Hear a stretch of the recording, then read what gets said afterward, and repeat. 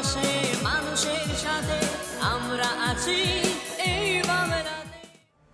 আপনারা দেখছেন সংবাদ শিরোনাম। দেখলেন তো অনেক কিছু, এবার দেখুন নতুন কিছু।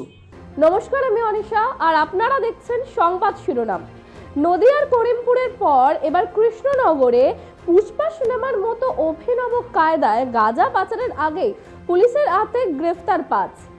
নদিয়ার করিমপুর এলাকাতে এক বিশেষ অভিযান চালায় পুলিশ, আর সেই অভিযানেই 150 কেজি গাঁজা উদ্ধার করলো কোতোয়ালি থানার পুলিশ এবং এসওজি কৃষ্ণনগর।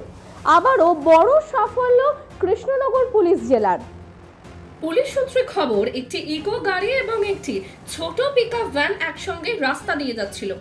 ছোট গাড়িতে ছিল 3 জন এবং পেছনের পিকআপ ভ্যান যেটি ফাঁকা অবস্থায় ছিল তাতে ছিল ড্রাইভার এবং খালাসি হিসেবে একজন। গোপন সূত্রে খবর পেয়ে কৃষ্ণনগর এসওজি এবং কোতোয়ালি থানার পুলিশ অভিযান চালায়। ওই গাড়ি দুটিকে আটক করে তল্লাশি শুরু করে। প্রথমে কিছু খুঁজে পাওয়া না গেলেও পরবর্তীতে পুলিশের জেরায় সমস্ত কিছু স্বীকার করে ওই দুই গাড়িতে থাকা 5 জন যুবক। তারপর পিকআপ ভ্যানের তল্লাশি চালাতেই চক্ষু চড়ক গাছ হয় পুলিশ আধিকারিকদের।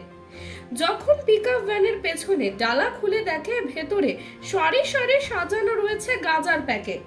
এরপর পুলিশ সেই সমস্ত গাঁজা উদ্ধার করে জানতে পারে মোট 57 কেজি গাঁজা পাচার করছিল ওই যুবকরা।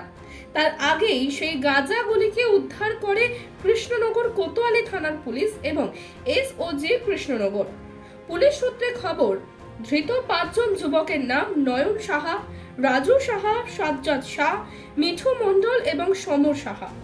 ধৃতদের বিরুদ্ধে মাদক পাচার মামলা রুজু করে গ্রেফতার করে কোতোয়ালি থানার পুলিশ এবং জিজ্ঞাসাবাদের জন্য নিয়ে যাওয়া হয় কৃষ্ণনগর কোতোয়ালি থানায়। পুলিশ সূত্রে খবর, এর পেছনে আরো কারা যুক্ত সে বিষয়েও ইতিমধ্যে তল্লাশি শুরু করেছে পুলিশ। মানুষের পাশে মানুষের সাথে আমরা আছি এই বাংলাতে। আপনারা দেখছেন সংবাদ শিরোনাম। দেখলেন তো অনেক কিছু, এবার দেখুন নতুন কিছু।